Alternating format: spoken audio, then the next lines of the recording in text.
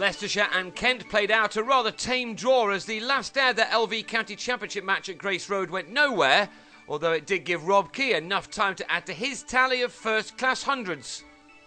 Rain on the third evening had prevented Leicestershire from pushing on as they would have liked, and they resumed on the final morning on 452 for 7, still in their first innings, and that gave them a lead of 46. Ollie Freckingham showed some early intent by pulling Charlie Shrek for a 6, as he and Shiv Thakur added another 25 runs. Thakur scored only 9 of those, moving from his overnight 105 to 114, but he then timed his flick off Mark Davis a little too well and gave Brendan Nash a catch in the deep. Shrek then wrapped things up by bowling Robbie Williams and having the injured Matthew Hoggard held in the covers by Rob Key. Leicestershire had batted for 170 overs in making 495 for a first innings lead of 89.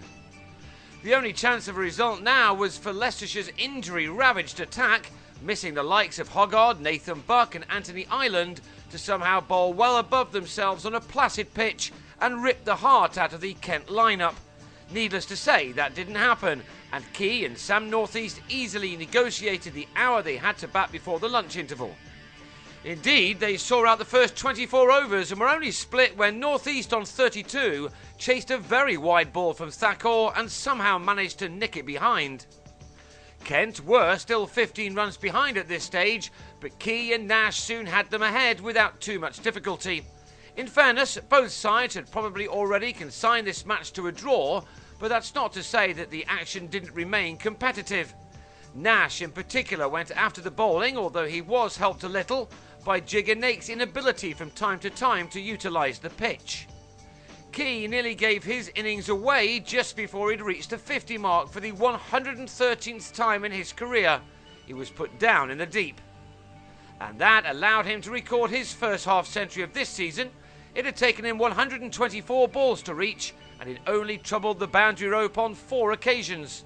Nash was closing in on his 2 by the time that tea arrived, and he got there after the sandwiches with a single off Nake.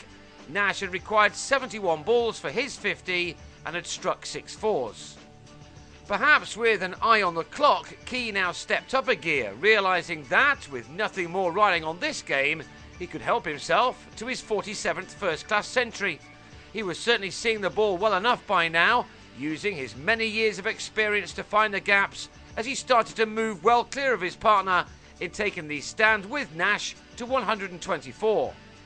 Nash contributed exactly half of those runs, but he missed seeing his former captain get to 3 figures as he edged Nake to Josh Cobb at 198 for 2. Key moved on to 96 with this shot, a perfectly timed flick off his pads which raced to the mid-wicket boundary.